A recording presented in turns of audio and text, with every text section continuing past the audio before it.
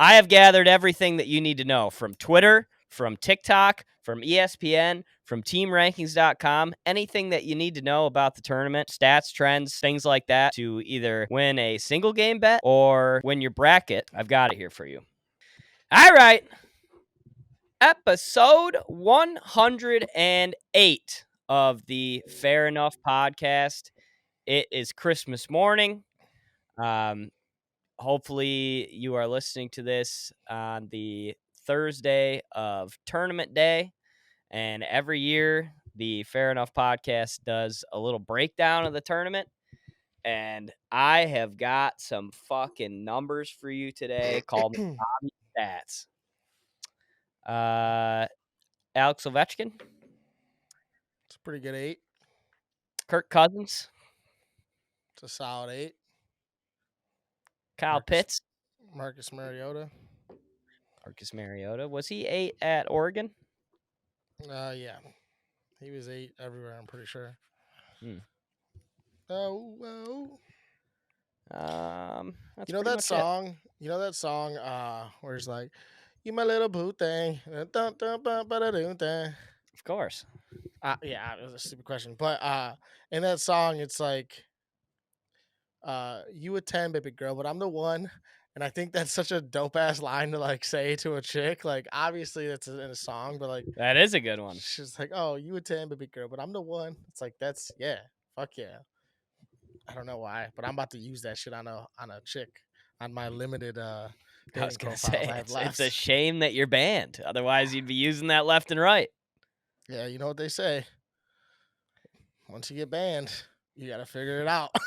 Yeah, they do say that. Back to Facebook dating. Any update on that before we get into the tournament here? No update. It's all the same old shit. Just a different day. Just staying banned. Mm-hmm. Boys are coming off of we had a little kegger here at the house to celebrate St. Patrick's Day. Jack was invited, but he hates us and he likes to golf. No. Here's the fucking thing. I was not invited. You were invited. And then I invited myself. Well, you had other shit going on, and then you were invited, and then you didn't show up. All right. Well, that's what happened. All right. I mean, it was Tuesday of last week you got invited, and you were like, yeah. And then you were like, nah. Yeah, I was excited, and then I didn't hear nothing. You knew on Tuesday. Yeah. Yeah. I literally gave you the time, and I talked to you on Friday. Yeah, and gave you the time Friday. Again. You did. Ooh, a little lovers brothers quarrel. Yeah, that's tough. I like seeing you guys argue a little bit. It's fun. Makes me happy. It's because nobody's right ever. It's just two wrong. We're both idiots. Just two no, wrong but that people is arguing. That is on me. And I will most certainly. It's all right. We'll be at the next one. We'll get Kyle Brown blacked out on the keg at the next one. 100%. I was really looking forward. Promises you can't keep. Okay. Let's do this. Well, I'll do this. You guys just shut up and listen. I'm gonna just sit here and listen to you talk for the next 30 minutes. If you are thinking about betting the tournament or thinking about submitting a bracket for the tournament, we're gonna try to get this out as soon as possible. Maybe you can get it out after work tomorrow, Jack. But as soon as we get the podcast out, you'll have all the information that you need, which you do right now because you're listening to me talk. I have gathered everything that you need to know from Twitter, from TikTok, from ESPN, from teamrankings.com, anything that you need to know about the tournament, stats, trends, things like that, to either win a single game bet or win your bracket. I've got it here for you. Let's start where we always start. Let's start at the top. Let's start with the teams that can win the whole thing based on the stat that I give every year from Ken Palm. You got to be top 21 in offensive efficiency and top 37 in defensive efficiency. These teams are the only teams since 96 or something like that, 98, that win the tournament outside of one year, which was 2014 UConn, and that team was a fucking wagon. So the 8 teams that can win it this year: UConn, Purdue, Duke, Arizona, Auburn, Creighton, Houston, Marquette. Teams I didn't say in there, North Carolina is one of them, probably the biggest one. But if your team is not in that 8 that you have at the end of the bracket with the confetti falling, you're probably not right. So again, 8 teams that can win it: UConn, Purdue, Duke, Arizona, Auburn, Creighton, Houston, Marquette. And every champ since 2004 was top 12 in Week 6 AP poll. I don't know why, but Week 6 AP poll is apparently that's the last one that we need. And there are 2 teams in that 8 that weren't on that top 6, and that is Duke and Auburn. So if you have Duke or Auburn winning the whole thing, throw that thing away too. So really it's UConn, Purdue, Arizona, Creighton, Houston, Marquette are the teams that can win the whole thing. Clear? Yeah, clear. Perfect. Let's move on to some Cinderellas. I got my 5 favorite Cinderellas, and I'll give you reasons why. Let's start over in the... Let me get my regions right here. Let's start over in the East region, the Yukon region. And let's look at Morehead State. Their first game is going to be against Illinois. They're top 50 in effective field goal and 2-point percentage. They're disgusting at 2-point percentage. They're just really fucking efficient. They're great on defense. They defend the 3 really well. And if they can slow the game down against Illinois' big-time run and gun, they have a chance to win that game and then continue on and win some more, too. I really like Morehead State. Just super efficient and defend the 3 well. Next one of the 5, number 2, is Drake. They got the coach's son. If the coach's son is good, the team's good. That's just the way it goes. Who was the How many last one with a coach's son? UCLA was the last. Like, remember they were good. The coach had a kid. Have Who you else ever did they had have? a coach's son on your team that was good? Yeah, Was he the best? it was usually me. Oh, wow. All right. Throw everything I just said away. Mike was the coach's son.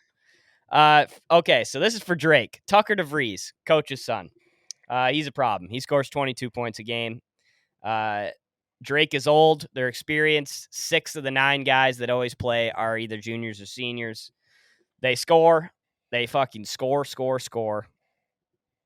And they don't turn the ball over. They're number 20th in the nation out of, and when I'm saying these numbers, there are almost 400 teams in NCAA D1 for college basketball. So they are number 20th as far as not turning the ball over. So Drake, experienced, got a couple of guys that could score, and they don't turn the ball over. Good recipe for a Cinderella. The one thing that they can't do is they can't get killed on the boards, especially against Iowa State if they happen to beat Washington State and move on. They are also in that East region with Morehead and UConn, which is a fucking gauntlet of a region with Auburn, Illinois, bunch of good teams in there. Yeah, definitely feel like that's the best region personally. Very lopsided.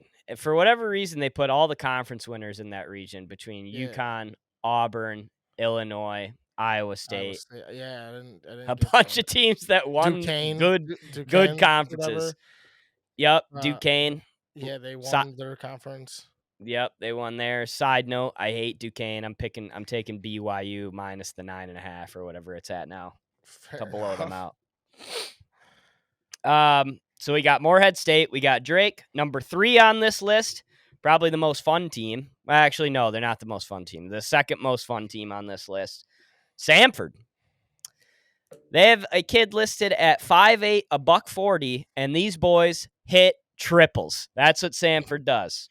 They're top 10 in shooting and 3-point percentage and effective field goal percentage. Jesus.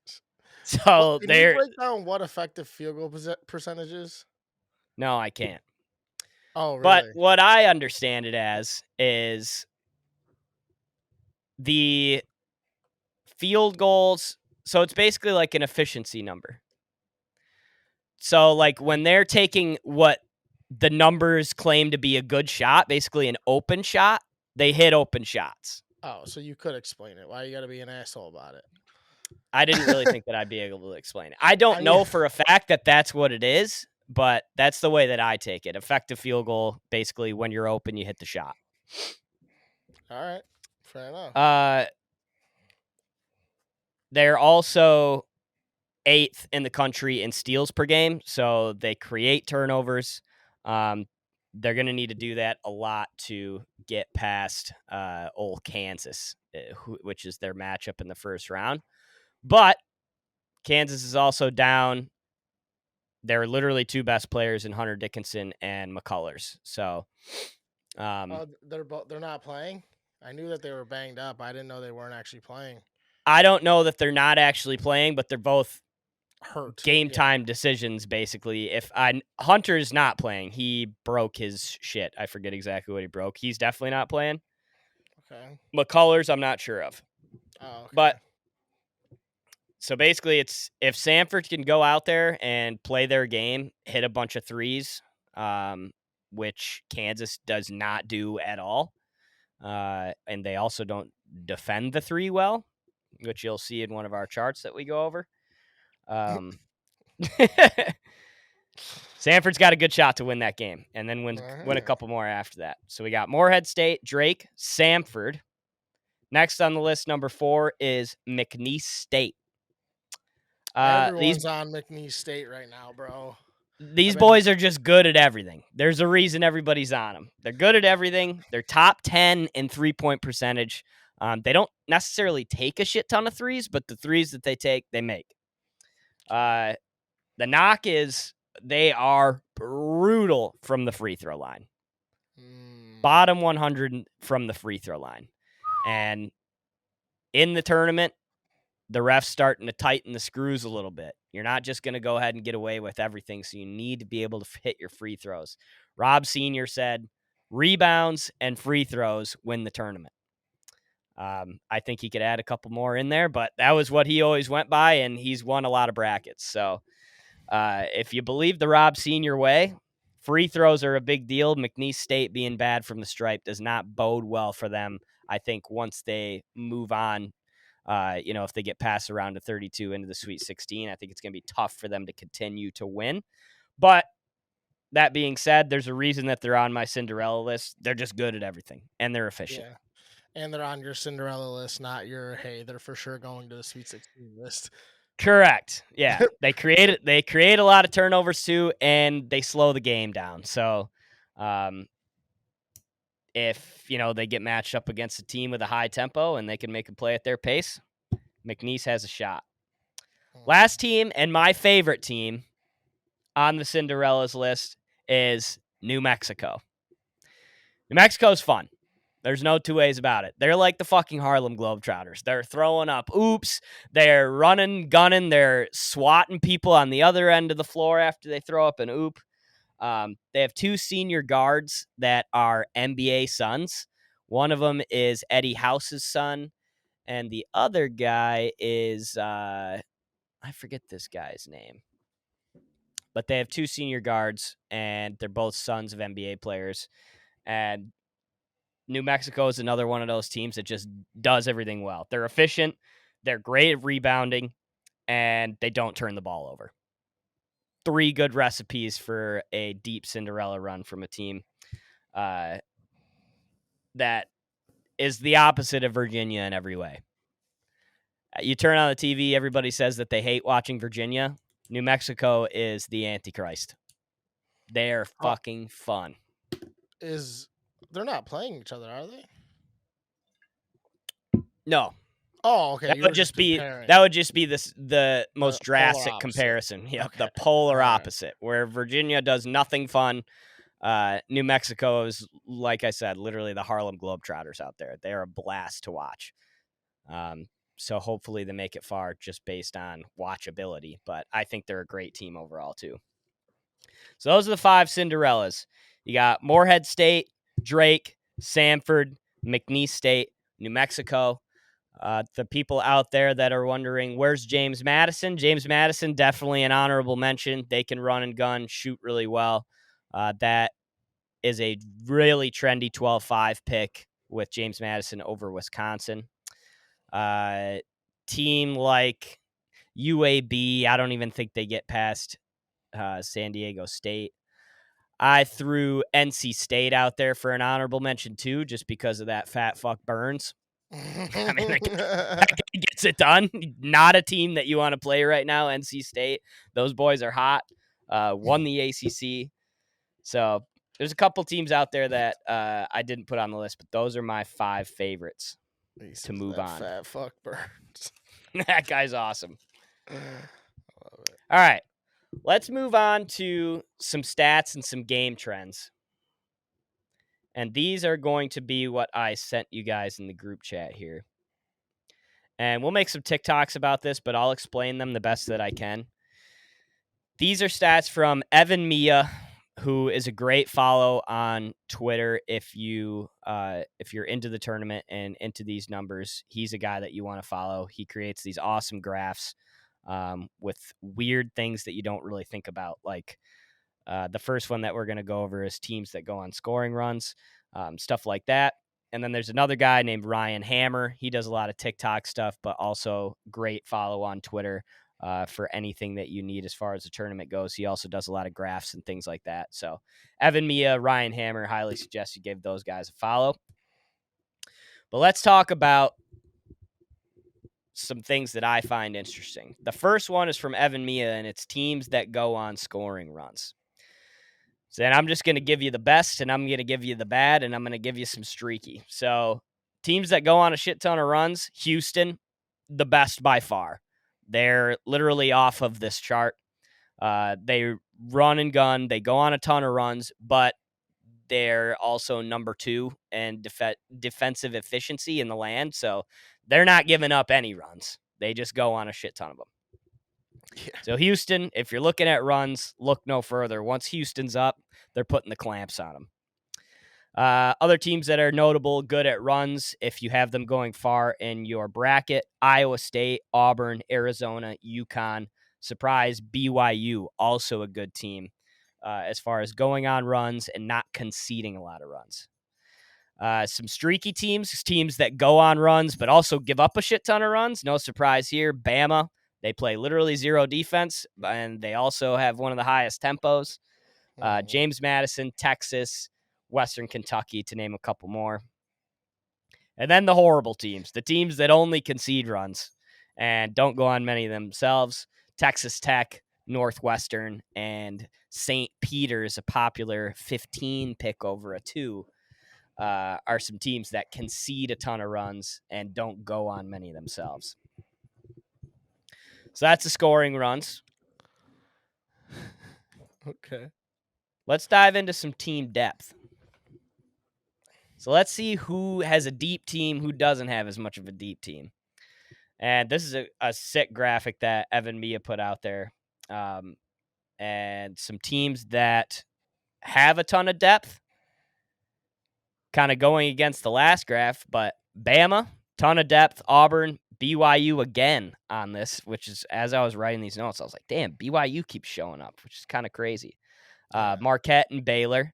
So those are some deep teams. Marquette and Baylor, especially. Auburn also has like the best 7th man, is what they say on there, but they have basically the best floor. They have the highest floor. There's a bunch of teams with high ceilings like Zach Edey, and you'll have other players like Jamal Shed from Houston who will raise your ceiling really high. But as far as disparity between your best player and your worst player, Auburn has the best worst player. Teams with no depth, Dayton, Creighton, which is tough because I love Creighton. I have them going deep in the bracket. And UNC, actually. Not a lot of depth for North Carolina. Their worst guy is not very good. So, question on depth. Is there any correlation to the depth factor and the winning of the championship? I don't know that there's a correlation to that. I think this one you could use a lot more for a game by game basis to say, okay, if I got, Auburn playing Creighton, I know that if Auburn can get Creighton into foul trouble, they're fucked. Because Fair, Creighton's not deep. I was gonna say, because I feel like in the tournament, like, I guess foul trouble is obviously always a factor, but like, I feel like depth isn't as important when we really get down to it. I don't know. I feel like the I would dogs are agree. gonna play. Yeah, I would agree. I think depth is important for one guy. I think you need one, like a really good spark man off the bench to make a good run. But when you get 2 and 3 guys deep, I don't think it matters nearly as much. You need like one specialist. You need like one guy who can come off the bench and score, one guy that can come off the bench and defend a little bit. And that's pretty much it. And then the rest is just, makes sense. Fair enough. Okay, move on. I'm sorry. I was just curious. I know a lot of these stats, they end up having something to do with who wins and stuff like that. Where I was curious if there was any correlation to that. Yeah, that one was more so either a game by game or just something that I thought was kind of interesting. Yeah, kind of like maybe like a betting tool, like per game and shit like that. Exactly, and that's kind of what I want some of these to be used like. Yeah, that makes sense. I think this one could be used on a game by game basis. This is offensive rating versus defensive rating the last 10 games. So these are teams that it's basically rating if you're hot or if you're not hot in the last 10 games. So some teams that have been hot lately: UConn, St. Mary's, Houston, Auburn, McNeese, and the Zags. Those are some hot teams. Some not so hot teams: Virginia, Kansas, and South Carolina, who are Kansas and South Carolina, both teams that people have sort of on that upset bubble based off of things that I've been reading and seeing. Some trends that you'll notice: Bama plays absolutely no defense. Their defensive rating is in the shitter, but they do play good offense. Iowa State plays zero offense. Virginia also plays zero offense.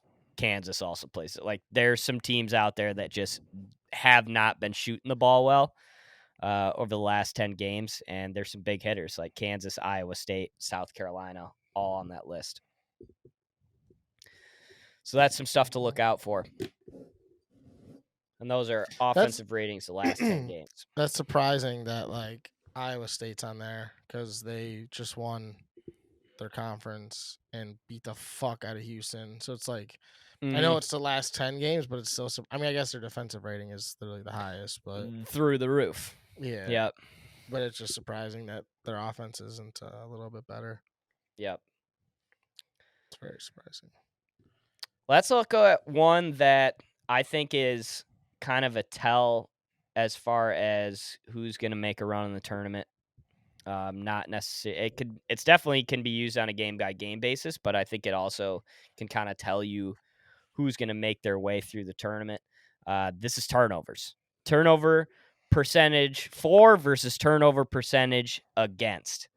And this one's interesting. So the hot teams, teams that get a lot of turnovers but don't turn the ball over themselves: Houston, McNeese State showing up again, Iowa State showing up again, my boys over in New Mexico, and Virginia, actually. But makes sense for Virginia. They're a really good defensive team, and they play so slow that they just don't fucking turn the ball over ever.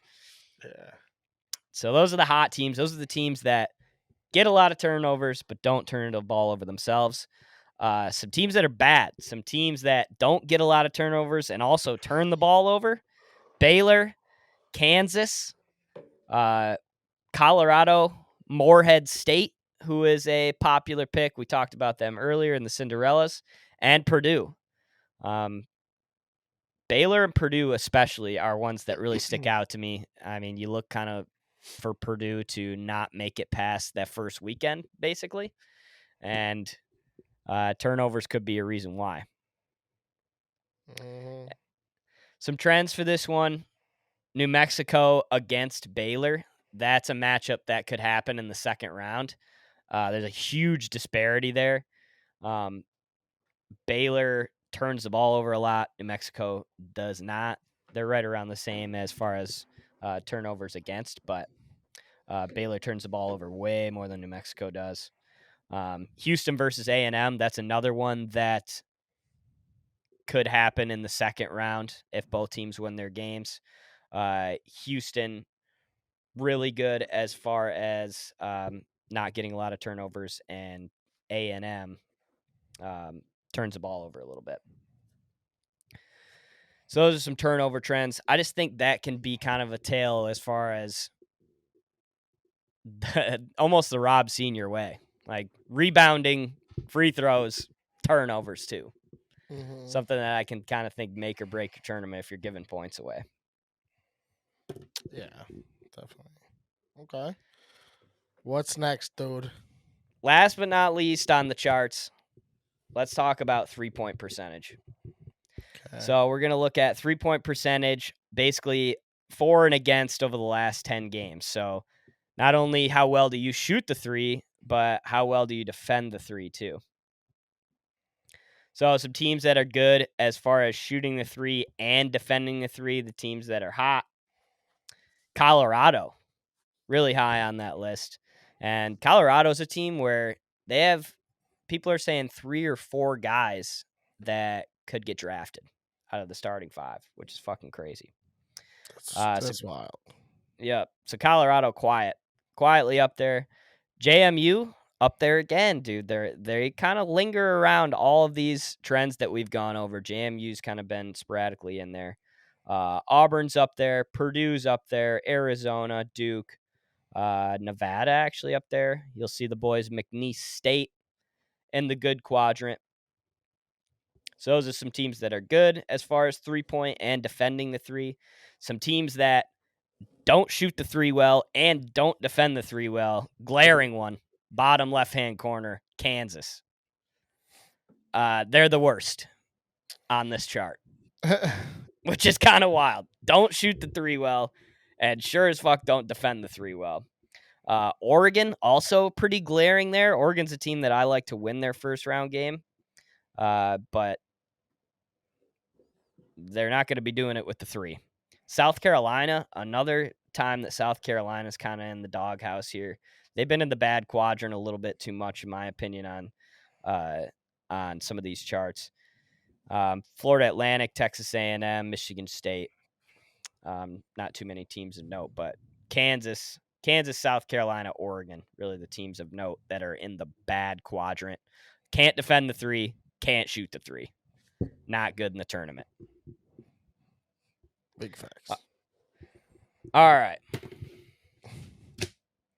Last but not least, I got some fun facts that I'll give to you guys, and this is good stuff as far as when you're filling out your bracket. An average of 13 upsets per year since 1985. So when you're looking at your bracket, if you're not around that 12 to 13 upsets, you might want to add a couple more in. That's normally where it ends up. And I believe that is for like all the way through. So even if it ends up being like a 2 beats a 1, that counts as an upset. Yeah. Just any seed throughout the tournament. Doesn't have to be the first round. 13 upsets. The 8 versus 9, in the 8 versus 9 games in the first round, the underdog is 54-32 in the last 30 years. So take the underdog in the 8 versus 9 matchup. 54-32 is a damn good percentage. There's only been 1 year where a first 4 team has not advanced to the round of 32. 1 year. How many times? How long have they been doing the first 4 team though? I don't know. That's a good question. Because I feel like that's fairly new, isn't it? Yeah, probably fairly new. I got a qualm to pick with the committee or whatever they do. I think it's wild that they do. Like, you would think that the first 2011. Okay, so yeah, so it's fairly new. But isn't it kind of wild that they do like 10 seeds and 16 seeds? The problem that I have with it is that, like, these teams that are playing tonight, Howard and Wagner, they won their conference tournaments.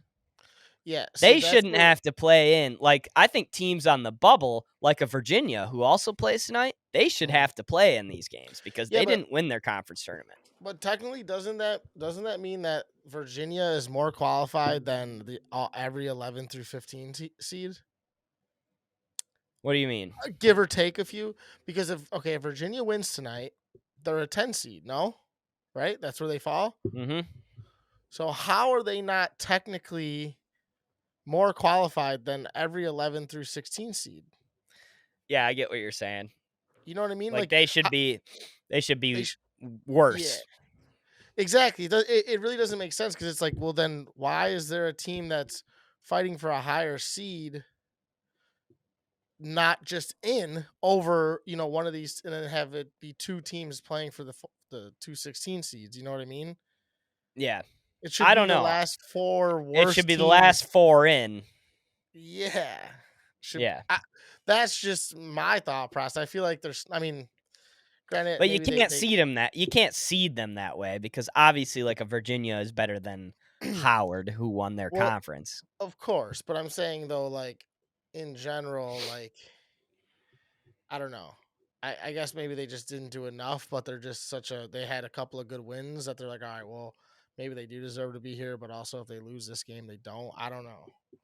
I think when they show you the last four in and the first four out, I think those last four in teams should always have to play in the play-in. Like, you barely squeaked in. You didn't win your conference tournament because you were part of the last four in. So I think those teams should always be in. But of note, there's only been 1 year where a first four team is not advanced. And if you remember back, it was 2 years ago, UCLA went all the way to the Final Four, and they beat Michigan State in the first four game. So there's some teams that are good, even though they're just playing in that first four. So always take one of them to advance. 11 seeds. This is an interesting one. 11 seeds are 26 and 26 straight up since 2011. So the 11 seed, not necessarily as much of a dog as you think they'd be. They're winning at a 500% clip. So take a couple of 11 seeds, or at least one. Yeah. 9 seeds stink. They win a second game just 9% of the time if they win the first one. So if you're thinking about riding 9 seed, who are some sexy 9 seeds that we've got going this year? Ugh. Is it nobody? None. Zero. Michigan State, TCU, A&M, and Northwestern are your 9 seeds. Bunch of just blah. All the 8-9 games stink. That's something that I know for a fact. Like, Didn't Texas A&M just win the fucking conference? No. Oh, they lost to Florida, and then Florida lost. Yeah, what the fuck am I talking about? But A&M beat the fuck out of Alabama, though, right? They did, I believe. Yep, I think or that's Kentucky. No, they beat the fuck out of Kentucky. That's what it was. You're sorry. Right. Yep. Anyways. But yeah, 9 seeds. Don't trust a 9 seed as far as you can throw them. A 15 seed has upset a 2 and 3 straight tournaments now. So that's something to think about. The 15s versus the 2s are Long Beach against Arizona, St. Peter's against Tennessee, Western Kentucky against Marquette, and then South Dakota State against Iowa State. It is not a ton of sex appeal there. I mean, if Western Kentucky can catch Marquette on a weird night, like, just because of the pace that Western Kentucky plays at, that could be something interesting to watch. But they were on our Western Kentucky was on our streaky as far as teams that go on runs. They give up a lot of runs, but they also go on a lot of runs. So just had to kind of catch them on one of those days where they're not giving up as many. But it's so tough to pick the 15 versus 2. But it's happened in the last tourneys, so definitely something to think about. Then last but not least, on average, 1 12 seed upsets a 5. Last year, though, no 12s won. So take that however you want.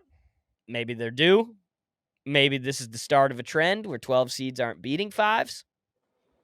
But I think the trendiest upset in the whole tournament right now are a couple of 12 versus 5s. The first one being everybody's picking James Madison to beat Wisconsin. And the other one would be my boys over at McNeese State upsetting number 5 Gonzaga. So a couple of 12-5s to look at, but I feel like I haven't listened to a lot, but I've seen some stuff and listened to some stuff, and I feel like everyone's on that McNeese State shit. Yep. Everybody's on McNeese State. And I told you, there's a reason. Them boys are good. They just don't make a lot of mistakes. And they don't turn the ball over, and they create a lot of turnovers. So they're going to be in every game that they play in. Okay, that's all I got. Who do you got winning the whole thing, Michael? UConn. Just chalk. I mean, honestly, I've watched such little amount of college basketball this year. I honestly don't even know if I'm going to put in a bracket anywhere for money. No? I just, not that I don't want to. I don't know. I guess I could just bullshit my way through, but, it won't be on knowledge. It'll just be on, I'd rather just bet the games on a day-to-day basis and just see where it goes. Maybe I get lucky. You know what I mean? Yeah. But just from like what you hear and what you watch with UConn, I really like Houston. I think that would be a team that I would like to see win. Houston's so fun. Their guards are sick. They just play it. That defense is just suffocating. I just think that with a couple guys out, and then their big center, it looked like he got hurt in the semi game, and he only played like 10 minutes in the championship game. So it's like, if that guy can't go, who I guess is like one of their best players that's playing, if he can't go, it's like, they lose a lot of that defensive depth and that, the rebounding and shit like that. So it's like, I don't know. But I think I know those are chalk. Those are like literally the top 2 teams, but like, there's no one really else that I kind of even fuck with, to be honest with you, that I even know about. So, I mean, that's my championship game is UConn and Houston. Yeah, I get that.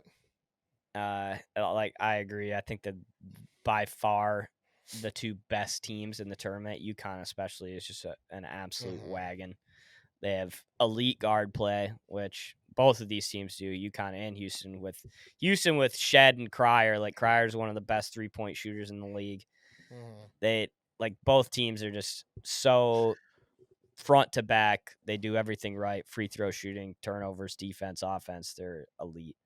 But I got UConn, New Mexico coming out of the West. That's that North Carolina side. That's my crazy one. New Mexico in the Final Four, and then Houston, and I got Creighton coming out of that bottom right quadrant, the Purdue quadrant. Just because I don't trust anybody in there. I mean, I'd love to take Tennessee. I really would, but I don't trust them. And it's like, obviously you can't trust Purdue as far as you can fucking throw them. No. I would love to see Purdue go far, just because it's insane how every single year, time and time again, they just disappoint when they have really good teams, especially last year, obviously. Yeah. But like, even when in the Big Ten championship, like, they just suck when it comes to crunch time. They suck. And it would be kind of cool because nobody really is going to be picking them. Let's get real. I think everyone, after last year and even now, I think everyone's kind of like, yeah, dude, this team, bunch of choke artists. So it'd be kind of funny to see them actually fuck around, even make the Final Four, let alone get there and win. But I think it'd be cool to see them go. You're right. The narrative is so set on them that this would be the year that they make a deep run. Yeah. Nobody's picking them. Exactly. And like you even said, it's like you don't trust anyone like that bracket. That's one of the few brackets that you're like, all right, I'm going to pick the weird seed or, something like that. Like, yep. It's the McNeese side. Samford's on that side. Oregon. So like, there's some weird teams that I could see people making a case for. Yeah, but I don't really have much. I don't know. I'm just gonna try and enjoy it. And just game by game, fucking root for a team each game instead of trying to predict the fucking future. Yep. I don't think I've ever not done a bracket, but I also have only won like once in my life. You know what I mean? Yeah. So it's like, fuck it. Why waste the $20? I'll just throw it on another game. So whatever, something like that, and just fucking have fun with it and fall in love. I think the thing about not doing a bracket will allow me to fall in love with the team as the tournament goes. That's the best. Like after finding your team that you're like, I love these guys. Yeah, you know what I mean? Instead of being like, well, fuck, I have them losing in the third round. Like it's like, nah, fuck that. Like I think that will be fun. Like I said, to fall in love with the team as I go and be like, let's fucking, and then maybe I'll throw a future on them. You know what I mean? But like, but yeah, I think it'll be more fun like this, to be honest. I agree. That's an interesting way to look at it. I'm gonna be doing both. I'm gonna create a bracket. I think I'm only gonna do like one or two, actually mailing it in brackets this year. But yeah, I mean, I'm locked into game by game. I think that's the way that this tournament should be looked at, because there's so much basketball. It's noon to noon. It's the fucking best time of the year. I was gonna say, it's like the coolest version of the playoffs in any sport, really. Like, it's just hard to beat, like, everything that goes into it and all the shit. Like, it's I don't know who was saying, I was listening to something and they were saying, I don't want to bite off them, but I'm gonna repeat it. It's like, it's so, there's not much else in sports that dominates a week or a month like this. For one, it's a very dead month in sports. I mean, the beginning of baseball is coming up and hockey's kind of in a weird, like, they're middle, but like nothing is going on that's good. So it's like, it's just so dominant, and like, it's such a cool, awesome way to fucking bring together a playoffs, and you get the shot, like the Cinderellas and the fucking all the theatrics of it, and it's just a really cool thing. And it's like, fuck doing the bracket. It's so enjoyable, especially when you're with the boys and you're just throwing out little bets and not trying to, like, it's just fucking fun, man. I think the part that makes it really special is that you have, at the beginning, you have a lot of excitement, and you have a lot of these teams, like the teams that I was talking about, like a Drake or a McNeese or a New Mexico, these Cinderella type teams that you're kind of riding with at the beginning. And then at the end, whether those teams make it or not, you get to see really good basketball. Like at the end, if it's UConn and Houston in the final, nobody's going to be complaining about that. Like it's, you get rewarded in the beginning when you're kind of rooting on the underdog, and then at the end you get to see the best of the best. And there's no tournament in the world that really puts everything together like the NCAA tournament does. Yeah, definitely. And I think it's funny, even like you just said that, like, you're gonna get great basketball no matter what. And even when it was like, when did UConn win? Not last year, obviously. They won in 2014 or some shit, and they were like a 7 seed. Yep. And it's like it doesn't matter if it's a 1 seed against a 7 seed or 1 seed against a 1 seed, or it's going to be the best basketball game of the year. Yep. Like, it doesn't matter who it is, but it's just that it's just a cool time. And even if you're not a basketball fan, you can really fall in love with just the little things. Yep. I love it. I can't wait. We're in it right now. It's Tuesday night as we're recording. I'm already losing my first bet, which feels good. Feels like I'm right in the pocket already. You took fucking Howard. Oh, big time. Wagner, all the analytics said that Wagner's one of the worst shooting teams, shouldn't have been even in the tournament. But here they are. So, of course, I'm on the wrong fucking side of that one. So, take everything I said with a grain of salt. But I gave you some unbiased stats. I did a shit ton of research, and I think we found some good things to look into, and that will count, whether it's on a game by game basis or whether you're looking at a team that you think is going to make a deep run. hopefully some of these stats help you, and hopefully your Cinderella makes it as far as I hope mine does. Go New Mexico Lobos. Oh yeah, I love that. And I think that's all we got. Jack, you got anything? Who's winning it all, Jack? Give me New Mexico. I love that. All right. Episode 108 is a wrap. The New Mexico Lobos are your NCAA champions, and we will see you guys for the Sweet 16 next week. Peace. Yes, sir. Deuce.